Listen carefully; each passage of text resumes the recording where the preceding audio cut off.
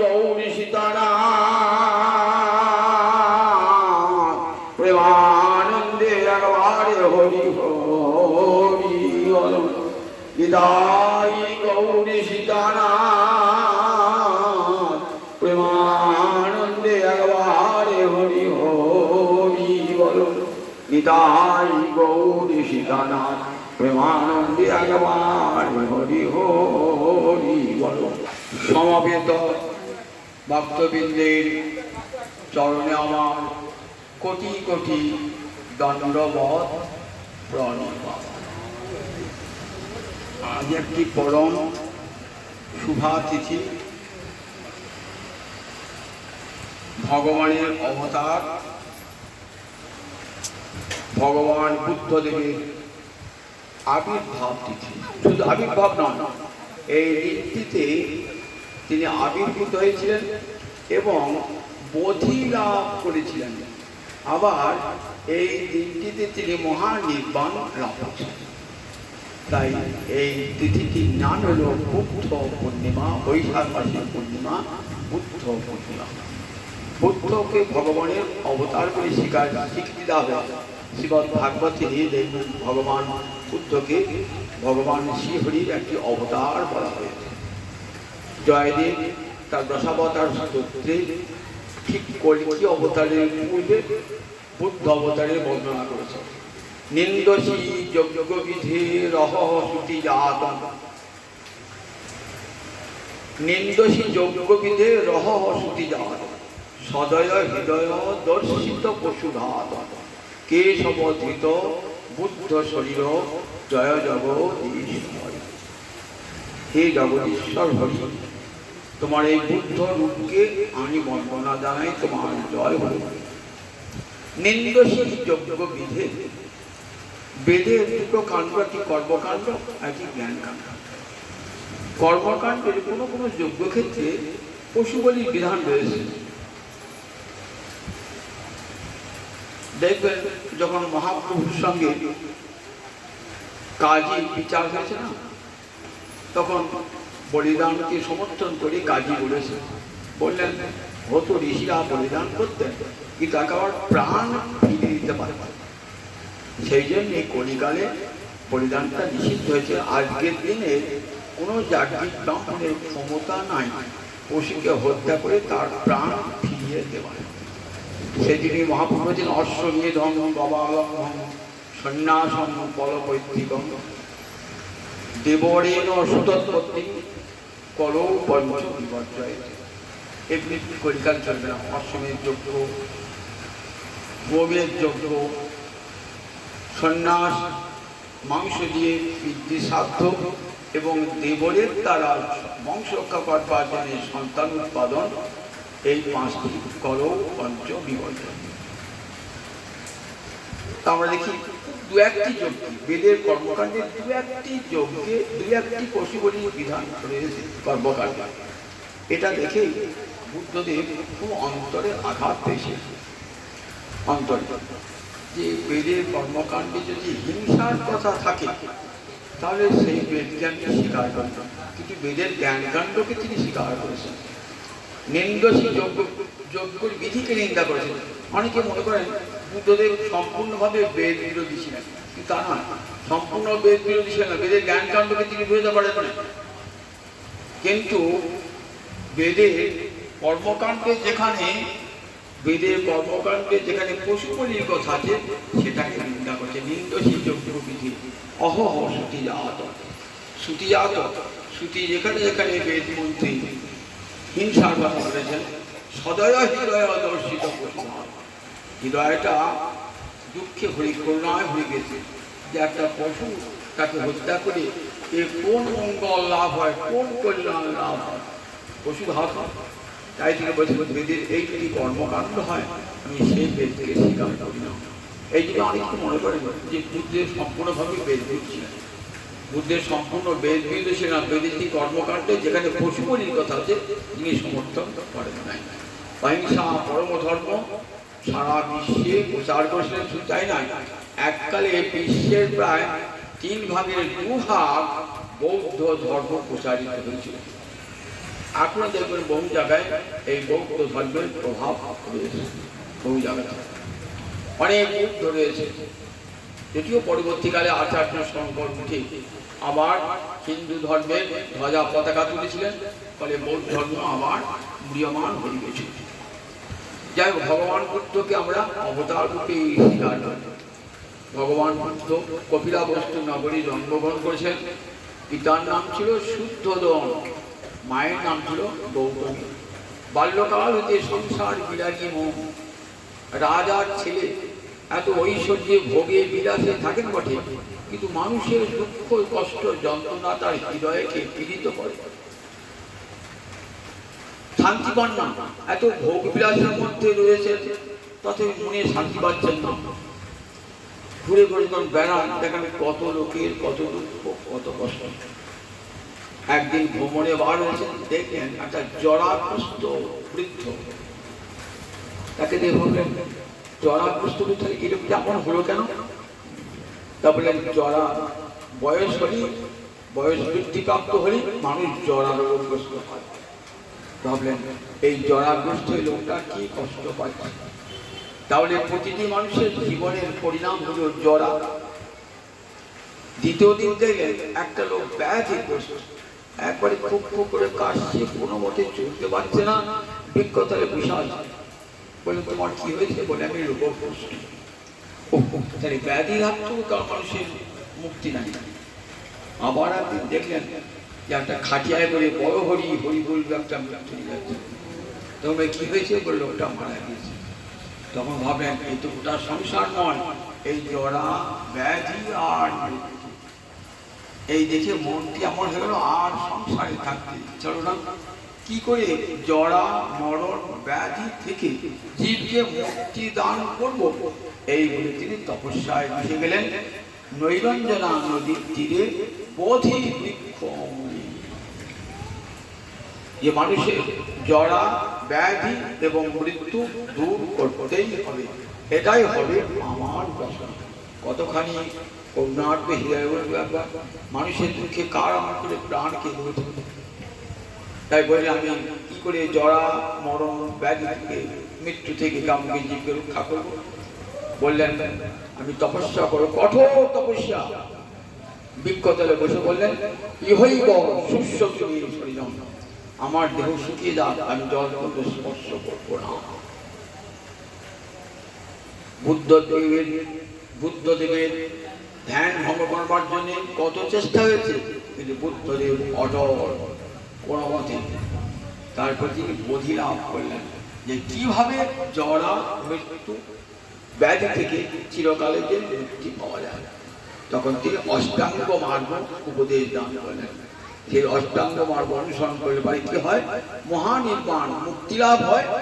আমরা যাকে মুক্তি বলি, বৌদ্ধের পরিভাষা আছে যে মহানির্বাণ। সেটি লাভ করলে জীবের আর দুঃখ কষ্ট থাকে না।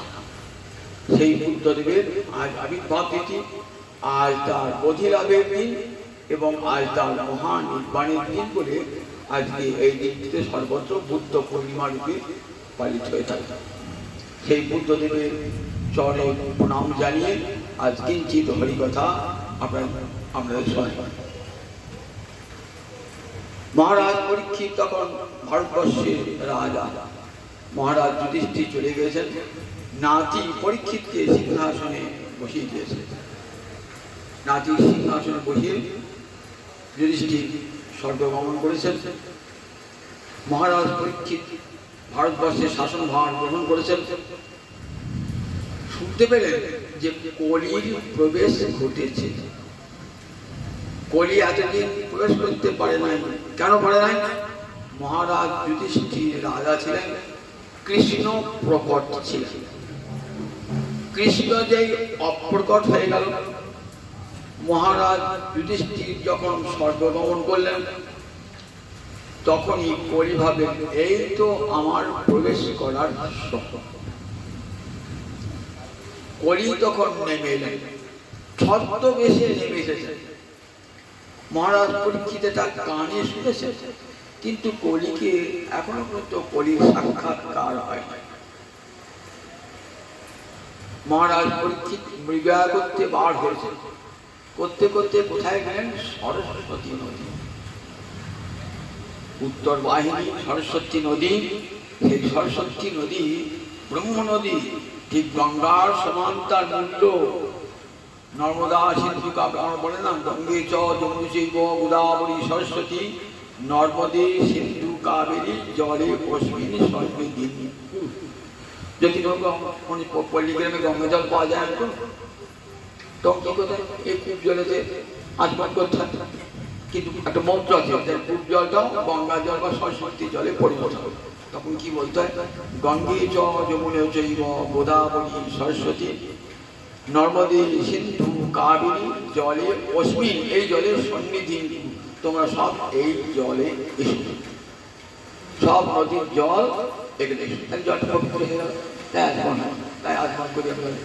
এখানে কাটা গঙ্গা জল এখানে বলতে হয় না, কিন্তু যেখানে গঙ্গা জল পাবো না, কূপ জল, সেখানে ওইভাবে আচমন জলে জল শুদ্ধি করতে হয়। তো সরস্বতী নদী ব্রহ্ম, আপনার সরস্বতী নদীকে দেখা যায় না। সরস্বতী নদী রাজস্থানের মরুভূমিতে এখন লুপ্ত হয়ে গেছে।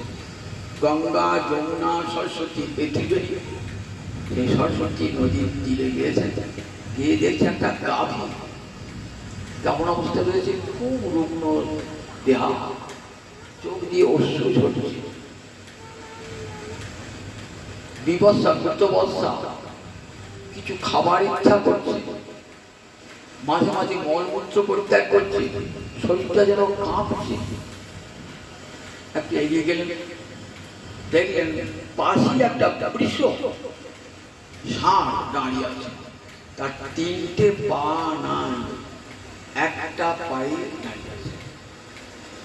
আর পাশে দেখলেন রাজচিহ্নধারী এক সূর্য, হাতে একটা বড় দণ্ড নিয়েছে, দণ্ড নিয়ে গাভীটাকে একবার আঘাত করছে, বৃষটাকে একবার আঘাত করছে।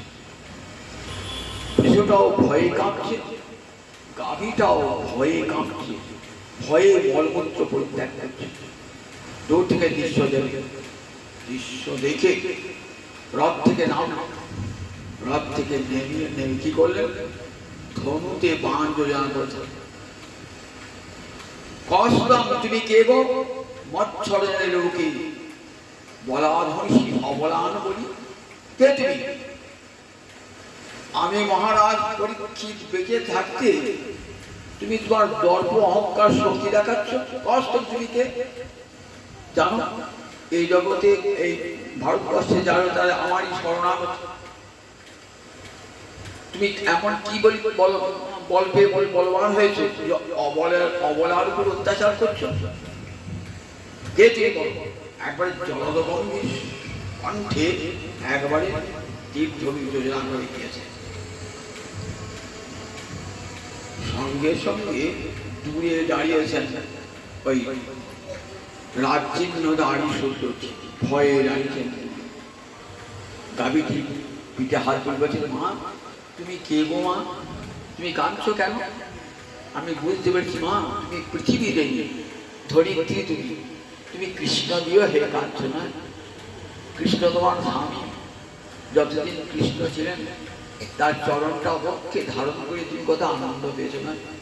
আজ আর কেউ যজ্ঞ করে না, আজ আর গোবিন্দকে কেউ নিবেদন করে না।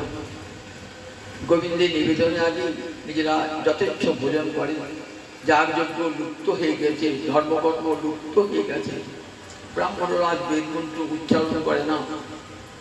তাই মা তোমার দুঃখ নয়, কষ্ট নয়, তোমার যুদ্ধ আজকে যজ্ঞে তো লাগে না, তাই তোমার অন্তরে বড় কষ্ট মা। তা মা আমি যতদিন আছি ততদিন তোমার কষ্ট নাই।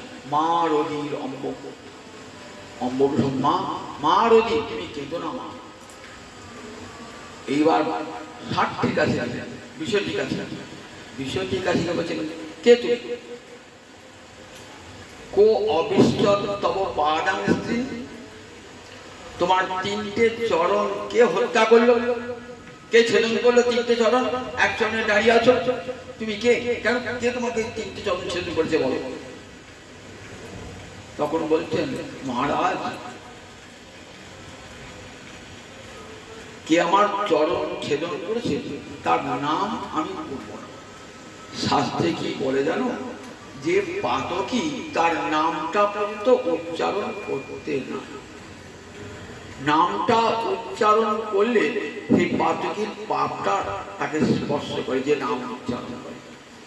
সেই জন্যে আমাদের ভারতবর্ষে নিয়ম আছে কোনো পাতকীর নাম উচ্চারণ করতে হবে। দেখুন মহাকবি কালিদাস মেঘটি রচনা করছেন তো প্রথম শ্লোকটায় কশ্চিৎ যক্ষ বিরহ গুণাসাধিকার, কশ্চিৎ যক্ষ বলেন, যক্ষের নামটা করলেন না, কারণ যক্ষ অভিশপ্ত বলে অভিশপ্ত ব্যক্তির নাম লেখেন নাই ভারতবাসী। পাতকীর নাম অভিশপ্ত বলে পাতকীর নাম উচ্চারণ পূর্ণ করতে নাই। তবে আমার 4টে চরণ ছিল, তপ, শৌচ, দয়া, সত্য। আমি যখন সত্য যুগে ছিলাম না, তখন আমার 4টে চরণ ছিল, তপস্যা, পবিত্রতা, দয়া আর সত্য। একটা একটা করে পা আমার খুশি গেছে।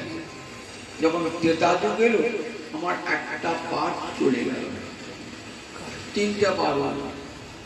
দাপর যুগ থেকে গেল আর একটা পা চলে গেল। আর এই যুগে আমি দাঁড়িয়ে আছি একটা পায়ে দাঁড়িয়ে আছি। আমার এই দুঃখ কষ্টের কারণ আপনি নির্ণয় করুন। লোকে বলে মানুষ তার কর্মের ফলে দুঃখ ভোগ করে, কেউ বলে ভাগ্যের ফলে দুঃখ হয়, কেউ বলে দৈবের ফলে দুঃখ হয়। তা জানি না কি আমার এই 3টে চরণ ছেদ করেছে। তখনই মহারাজ পরীক্ষিত বলেন, তুমি সাক্ষাৎ ধর্ম। সত্য যুগে তোমার 4টে চরণ ছিল, তপ, শৌচ, দয়া, সত্য। ত্রেতা যুগে তোমার 3টি চরণ, তারপরে তোমার 2টি চরণ, কলিতে তোমার 1টি চরণ দাঁড়িয়ে আছে। বুঝেছি? কলি তোমার 3টি চরণকে ধ্বংস করে একা একা। এই এখন 1 চরণে দাঁড়িয়েছে, একমাত্র সত্যটা আছে। হরিনামই যে একমাত্র সত্য সেটা আছে বলি তোমার এই 1টি চরণটাই আছে। 3টে চরণ চলে গেছে। বলে মা সৌরভেয়, মা সূচক, সৌরভ মানে সুরভি নন্দন। সুরভি মানে স্বর্গের গাভীকে কি বলে? সুরভি। সেই সুরভির পুত্র বলে সৌরভেয়। কাকে বলছেন? শান্তিকে বলছেন সৌরভেয়। যেমন স্বর্গের কুকুরের নাম কি? সরম। সেদিন কুকুর একটা কি নাম? সারমেয়। মানে বলে স্বর্গের যে কুকুরই তার নাম সরম।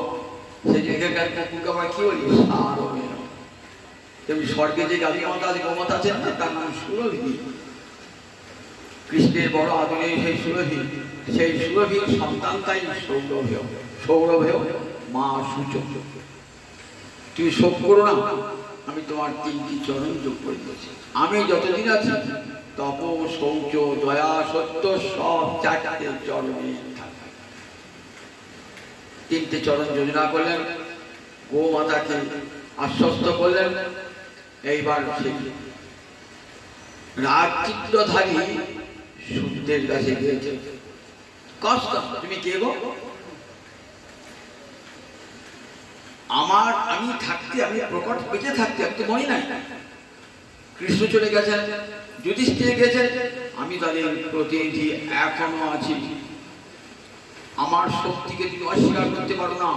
আমি কৃষ্ণ শক্তি বলে বলিয়া আমি যখন মায়ের পেটে তখনই গোবিন্দের কৃপা লাভ করেছি, মায়ের পেটে। সুতরাং তুমি আমার শক্তিকে অস্বীকার করতে পারো না।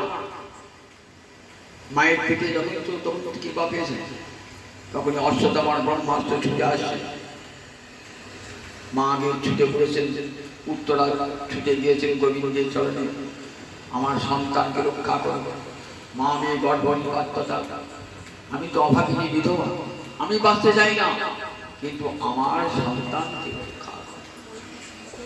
স্বর্ণাগত জনের কখনো পতন হয় না, তাকে গোবিন্দ রক্ষা করবেনই, এটা তার ব্রত।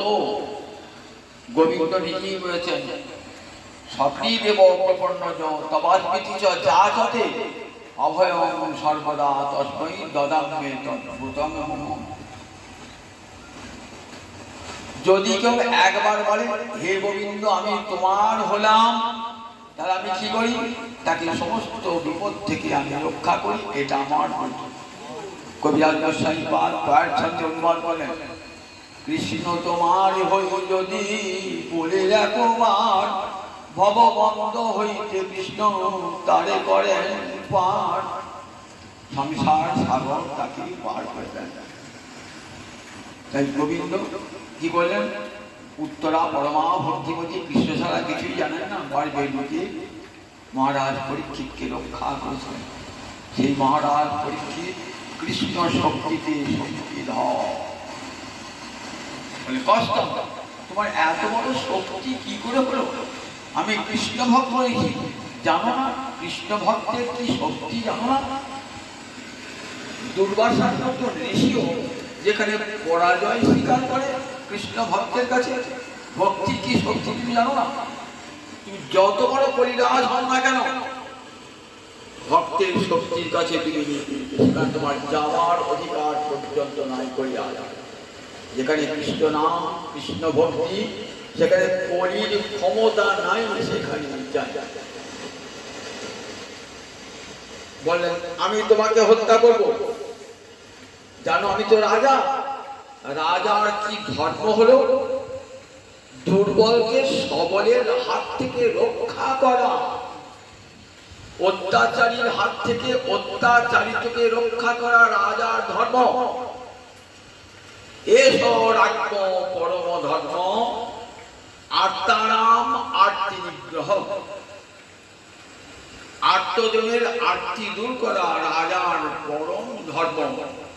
রাজা যদি সেই ধর্ম পালন না করেন তাহলে সেই ধর্ম থেকে তিনি বিচ্যুত হয়ে যাবেন।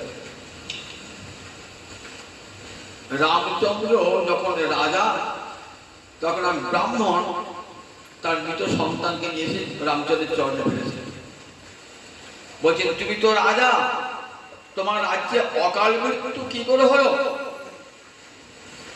নিশ্চয়ই রাজার পাপে রাজ্য নষ্ট হয়, রাজার পাপে। নিশ্চয়ই তোমার কোন রাজ্যে কোথাও পাপ হচ্ছে, তাই আমার সন্তানের অকাল মৃত্যু হয়েছে। রামচন্দ্র সত্যি দরকার, রাজা তো সত্যি তো অকাল মৃত্যু কি করলো? এই বছর সামান্য 16 বছরের বালকের মৃত্যু কি করে? খবর নিয়ে দেখলেন সম্ভব নামে এক সূর্য তপস্যা করছে। কি তপস্যা? জগৎজীবের মঙ্গলের জন্য নয়, ক্ষতি করবার জন্য, মানুষের ক্ষতি করবার জন্য তপস্যা করছে। ঠিক ওই কেমন কালকে বলেছিলাম না, হিরণ্যকশিপুর মতো তপস্যা। যে শক্তি সঞ্চয় করে মানুষের অত্যাচার করে। রামচন্দ্র তপস্যা ত্যাগ করো, আমি হত্যা করবো, তপস্যা ত্যাগ করলেন না, সেই সম্মুখকে হত্যা করলেন। তখনকার রাজারা এমনি করে রামচন্দ্র কি বলায়? মর্যাদা পুরুষোত্তম, রাজধর্মের মর্যাদা সর্বতোভাবে তিনি রক্ষা করেন। তাই আত্মা নাম আত্ম নিগ্রহ, এটা রাজার ধর্ম। আত্মজনের আত্মি দূর করা রাজার ধর্ম। সুতরাং আমি তোমাকে হত্যা করব। তখন চরণে পড়েছি, বলছে আমি তো আপনার শরণাগত, আপনাদের বংশের রাজারা তাদের চরণে যারা শরণাগত হয়েছেন তাদেরকে রক্ষা করেছেন। আপনি সেই বংশের সন্তান, আমি সেই পাণ্ডব বংশের সন্তান। মহারাজ যুধিষ্ঠির বলে গেছেন শরণাগতকে রক্ষা করা রাজার ধর্ম। আমিও তো আপনার রাজ্যের প্রজা, আমাকে রক্ষা করা আপনার ধর্ম। মহারাজ কি ভেবে, সত্যি তো যদি কেউ শরণাগত হয় তাকে রক্ষা করা কর্তব্য। বেশ, তোমাকে আমি রক্ষা করলাম, হত্যা করবো না, কিন্তু তুমি আমার রাজ্যে থাকতে পারবে না। আমার রাজ্যে তুমি থাকবে না। জানো এই ভারতবর্ষ কেমন জানো? এখানে ঋষিরা সর্বং খল্লিদং ব্রহ্ম, প্রতি ধূলি কণায় ব্রহ্ম দর্শন করেছে। এই ভারতবর্ষ ঠাকুর ঘর। আপনি যখন বাড়ি করেন কি করেন? বাড়িতে দুটো শোয়ার ঘর করলেন, একটা রান্নাঘর করলেন, একটা বৈঠকখানা ঘর করলেন, আর সব হিন্দু মতে একটা ঠাকুর ঘর থাকে। ঠাকুর ঘর থাকে তো ঠাকুর ঘরে কারা থাকে? যা ঠাকুরের সেবা করে তারা থাকে। যে এই বিশ্বব্রহ্মাণ্ড একটা ঘর, বিরাট বাড়ি বিশ্বব্রহ্মাণ্ড, সেখানে ভারতবর্ষ একটা ঘর, সেখানে কি থাকে না সেখানে ভগবান থাকে, আর ভারতবর্ষের মানুষ তার সেবক, ভারতবর্ষের মানুষ তার সেবক, সব পুরোহিত গোবিন্দকে সেবা করে।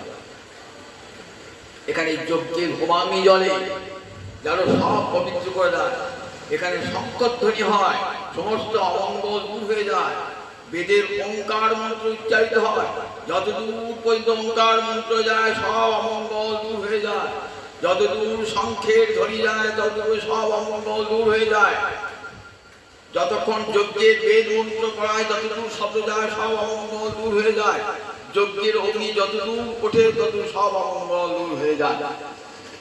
সেই ভারতবর্ষে দেখো, সেই ভারতবর্ষে তোমার থাকা হবে। এখানে সবাই ঋষিরা যজ্ঞ পরায়ণ, যজ্ঞ বিতান বিজ্ঞান, তারা যজ্ঞে তারা কি করেন, যজ্ঞেশ্বর ভগবান শ্রী হরির আরাধনা করে। তুমি এখান থেকে চলে যাও, আমি কোথায় যাবো, আমি কি ব্যাসয়, আমাকে একটু জায়গা দাও, সবাইকে থাকতে আপনি তখন দেবে না কেন? মহারাজ পরীক্ষিত ভাবে থাকার জায়গা তো দেওয়া উচিত। যখন আপনার চরণে আশ্রয় নিয়েছে বলে ঠিক আছে, তোমাকে আমি 4টে জায়গা দিলাম, এই 4টে জায়গা ছাড়া কোথাও থাকবে না। 4টে জায়গা ভালো করে শুনুন, দুদম পানম স্ত্রীয় শুনা। দুদক মানে জয় জগনের দিন, দুদক মানে পাশা খেলা, জুয়া খেলা, এক খেলা খেলছে না, পাশা খেলা মানে সেটি জুয়া খেলা বলা এখন, পাশা খেলারই অনুন্নত জুয়া খেলা। যেখানে জুয়া খেলা আছে দুদক,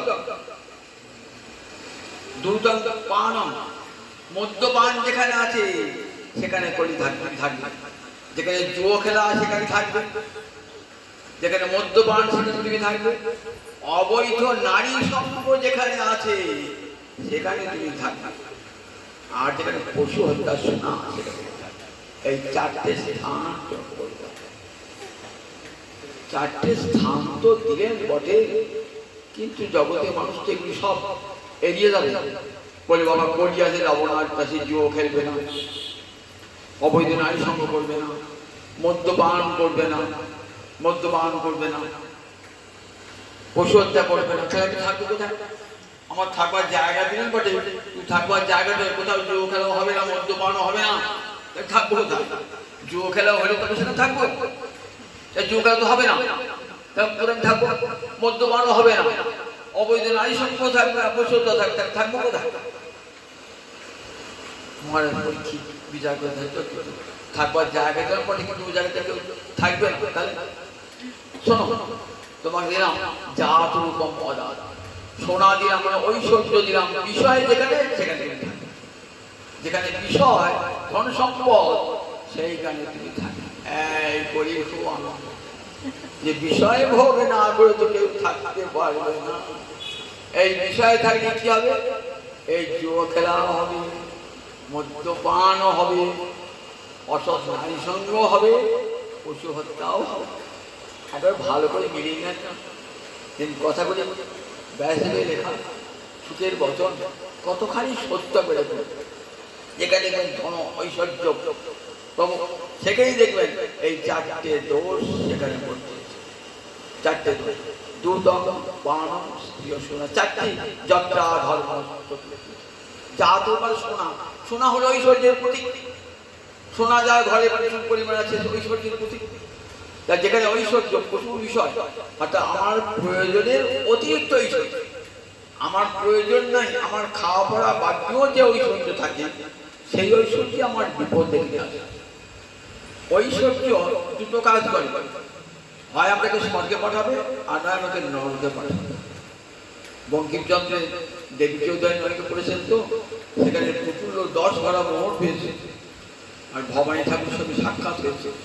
বলছি তুমি এই ধন দেখো, আমি তোমার ধন চুরি করবো না, তুমি যেখান থেকে পুঁছি আসবে 10 ভরা মোহর, তা দেখো আমি তোমাকে বলি, পণ্ডিত লোক ছিলেন তো, এই ধন তোমাকে নরকে নিয়ে যাবে অথবা তোমাকে স্বর্গে উঠাবে, কোনটা তুমি চাও?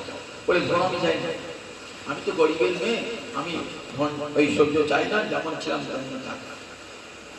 বঙ্কিমচন্দ্র পরম হরিভক্ত লোক ছিলেন তো, তিনি সব রামায়ণ মহাভারত পুরাণাদি পাঠ করেছিলেন। এবং তার উপন্যাসে সেগুলো সব ছায়া আমরা দেখতে পাই। তাহলে ঐশ্বর্য কি করে?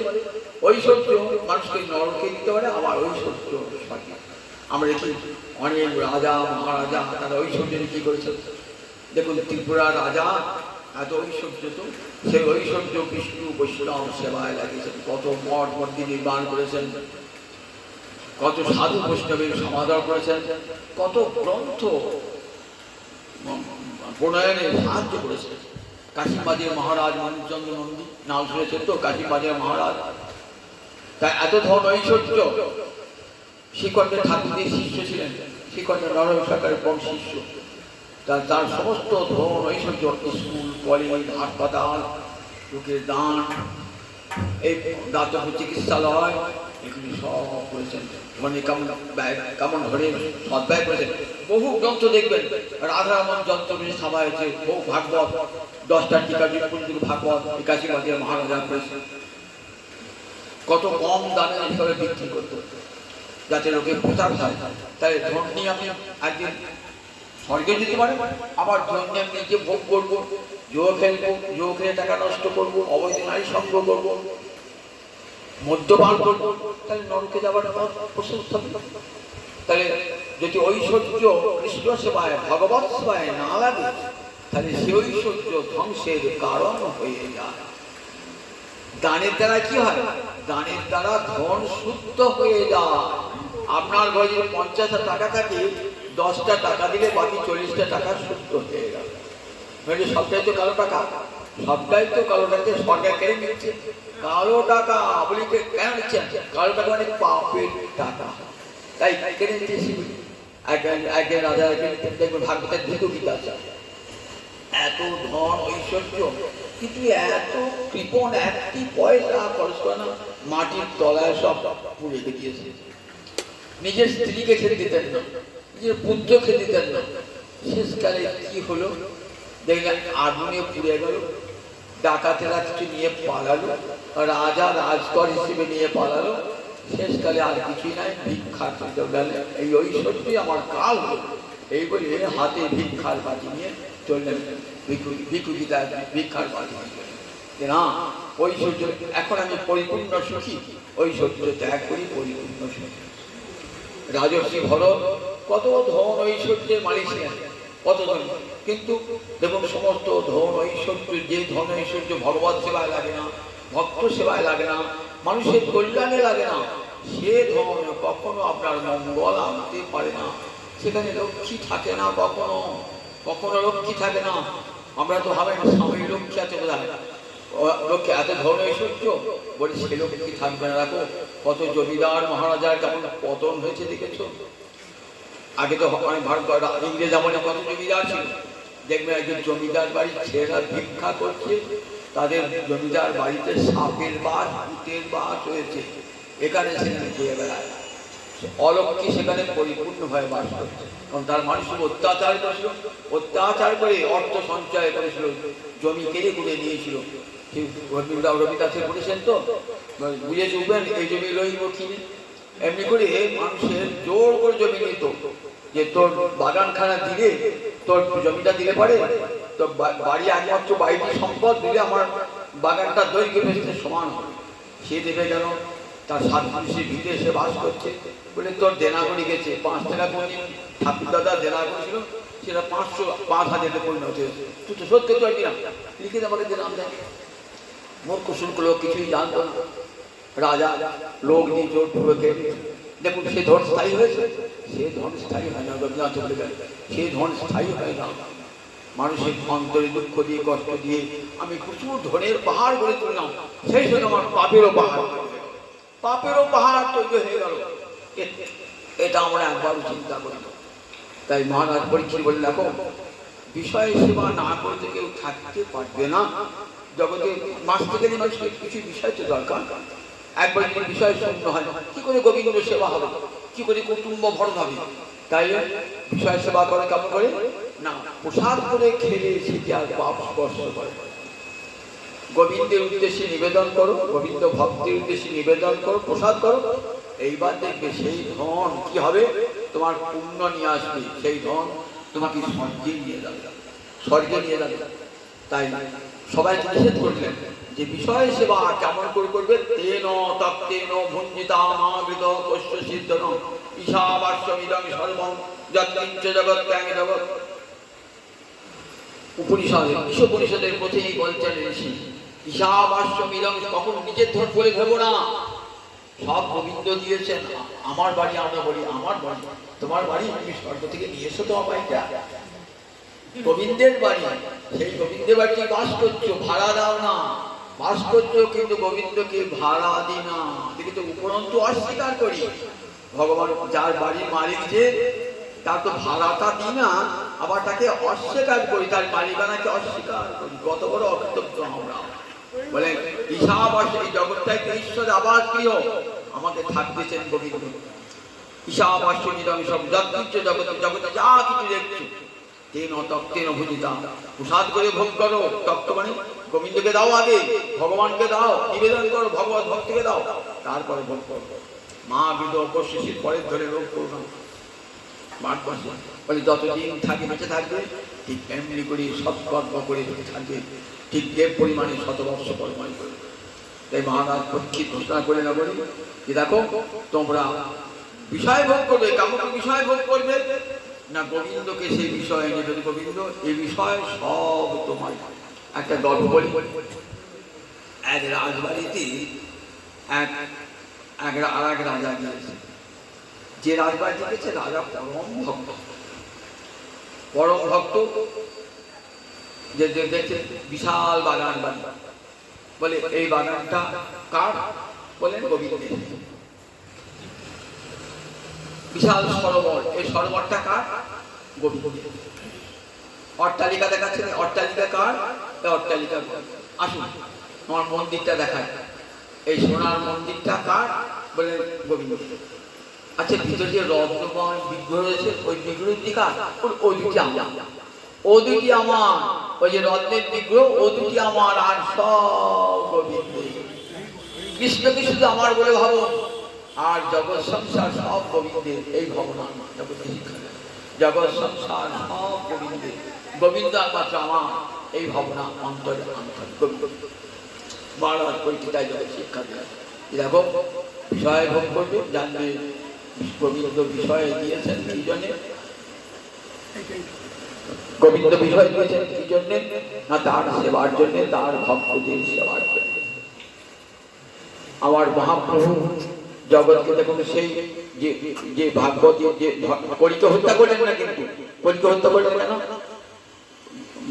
জিজ্ঞাসা করছে সৌনকাল ঋষি যে নানু দেশটি করেন সম্রাট সারঙ্গিক ও সার্বভৌম। আচ্ছা কলিকে দেখাবে যদি হত্যা করতেন তাহলে তো আর কোনো ঝামেলা থাকতো না, কলি আসতো না। নানু দেশ হত্যা করলে তাকে একই দিনে কেন? উত্তর দিচ্ছেন সারঙ্গ ইব সার্বভৌম।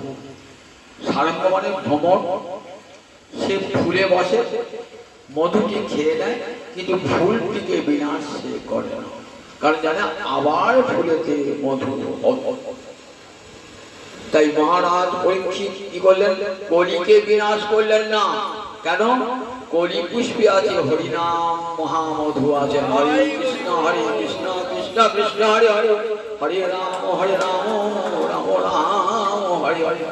যদি কলি না আসতো তাহলে আমরা কৃষ্ণ পেতাম, আমরা মহাপ্রভুকে পেতাম।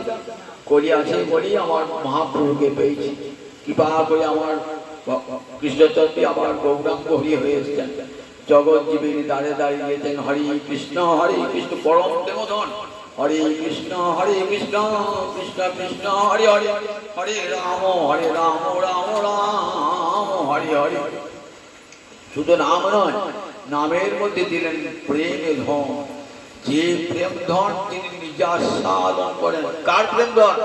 রাধা রানীর প্রেম ধন। রাধারানী যে প্রেমে গোবিন্দকে আস্বাদন করেন, সেই প্রেম ধন জগতের জীবকে অকাতরে দান করলেন। দেখ এই প্রেমে ধনী হলো বড় বড় সম্পদ। এটি যতক্ষণ লাভ না করছো ততক্ষণ মনে হবে যেন কিছুই পাই না। সংসার পেয়েছো, বাড়ি পেয়েছো, ঘর পেয়েছো, টাকা পেয়েছো, অর্থ পেয়েছো, স্ত্রী পেয়েছো, পুত্র পেয়েছো, কিছুই যেন পাই না। আমার এই সুখের হাতে আমার যতই দিবস কাটে, রবীন্দ্রনাথের কবিতার কাছে না সবটা মনে পড়ছে, আমার যদি দুহাত ভরে উঠুক ধনে, আমার যতই দুহাত ভরে উঠুক ধনে, তবু কিছু পাইনি যেন এই কথাটা, কিছুই পাই না যেন মনে হয় কিছুই পাই না, এ কথা মনে রাখতে সবসময়, সব পেয়েও যেন কিছু পাই না, কারণ যতক্ষণ ভ্রমই সুখ, সেই ভ্রমা পুরুষকে ভগবানকে না পাচ্ছি ততক্ষণ কোনো মতেই সুখ হবে না। আজ একটি কথা বলি, আজ আচার্য প্রভু যখন মহাপ্রভু অদ্বৈত প্রভু নিতাই চাঁদ সব অপ্রকট হয়ে গেলেন না, তখন আবার এই রাত দেশে হরিনাম প্রচার করলেন কে, আবার গৌরাঙ্গ হরি এলেন দ্বিতীয় কলেবরে শ্রীনিবাস আচার্য রূপে, নিতাই চাঁদ এলেন নরোত্তম রূপে, শ্যামানন্দ এলেন অদ্বৈত রূপে। আজ সেই শ্রীনিবাস আচার্য প্রভুর আবির্ভাব তিথি, যিনি গৌরহরি দ্বিতীয় কলেবর। বৃন্দাবন থেকে সমস্ত গ্রন্থ এনে, গোস্বামী গ্রন্থ এনে রাত দেশের প্রতি পল্লীতে পল্লীতে গ্রামে গ্রামে সর্বত্র আবার হরিনাম হরিভক্তি প্রচার করেছিলেন। ষোড়শ শতাব্দীর শেষেতে খেতুড়িতে বিশাল বৈষ্ণব সম্মেলন দোল পূর্ণিমার দিনে জাহ্নবী ছিলেন সভানেত্রী, এবং আচার্য প্রভুর ওই অবতত্ত্বে সেই বিশাল সম্মেলন হয়েছিল। সেখানে কেমন করে কীর্তন গান হবে, কেমন করে ভাগবত পাঠ হবে, তার সুসিদ্ধান্ত স্থাপিত হয়েছিল। যে কোনো কীর্তন হোক সর্বাগ্রে গৌরচন্দ্র হবে, ঠিক কীর্তনের অনুরূপ গৌরচন্দ্র হবে। তারপর কৃষ্ণলীলা, সব শেষে রাধা গোবিন্দের মিলন দিয়ে কীর্তন সমাপ্তি হবে। ভাগবতের ক্ষেত্রে আগে পঞ্চতত্ত্ব হবে, তারপরে ভাগবতে গোবিন্দের লীলা বর্ণনা হবে, এবং সব শেষে রাধা গোবিন্দের বন্দনা হবে। এই নিয়ম হয়ে আসছে। একটা ভাগবতকে শুধু গ্রন্থনিকে পাঠ বানো, অন্য পাঠের মতো না, আগে পঞ্চতত্ত্বের কীর্তবে পাঠটি পূর্ণাঙ্গ হলো। পাঠের আগে পঞ্চতত্ত্বের সমস্ত গৌর ভক্তগণকে আগমন, তাই তো শ্রোতায় যে শুনবে এখানে, আবার পাঠটি গোবিন্দের লীলা বর্ণনা হলো, শেষকালে রাধা গোবিন্দের কীর্তন হয়ে তবে ভাগবত সমাপ্ত হবে। কারণ ভাগবত বৈয়াসিক কীর্তন, আর হরে কৃষ্ণ খঞ্জনবাজিতে করছেন, একে বলে নারীয় কীর্তন, আর এটি বৈয়াসিক কীর্তন। যে কোনো কীর্তনের প্রারম্ভে আগে গৌরচন্দ্রিকা করতে হবে, গৌর বন্দনা হয়ে গোবিন্দের লীলা বর্ণনা হবে, সব শেষে রাধা গোবিন্দের বর্ণনা হয়ে তবে একটি পূর্ণাঙ্গ কীর্তন শেষ হবে। আজ সেই শুভ, আজ মাধবেন্দ্রপুরী আজকে তিরোভাব তিথি, আমাদের ঈশ্বরপুরী আবির্ভাব তিথি, সপ্তাহ বলা সম্ভব নয়। আচার্য প্রভু আমাদের বাড়ির কাছে আচার্য প্রভু, যিনি গৌরহরিত্য কলেবর, তার চরণে কোটি কোটি প্রণাম জানিয়ে, মাধবেন্দ্রপুরী ঈশ্বরপুরী চরণে প্রণাম জানিয়ে আজ এখানে হরিকথা বিরতি। জয় তাই, জয় তাই, জয় তাই। জয় জয় রাধে কৃষ্ণ গোবিন্দ, জয় জয় রাধে কৃষ্ণ গোবিন্দ, রাধে গোবিন্দ,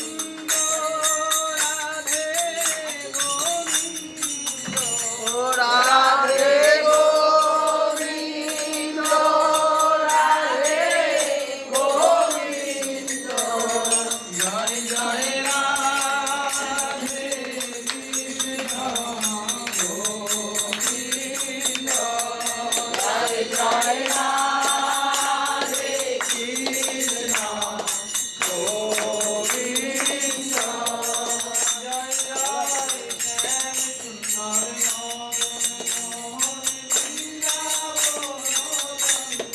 জয় জয় শ্যাম সুন্দর মদন মোহন বৃন্দাবন চন্দ্র, জয় জয় রাধা রমণ রাসবিহারী চিরপুরানন্দ, জয় জয় রাধা রমণ রাসবিহারী চিরপুরানন্দ, জয় জয় রাধেশ্বরী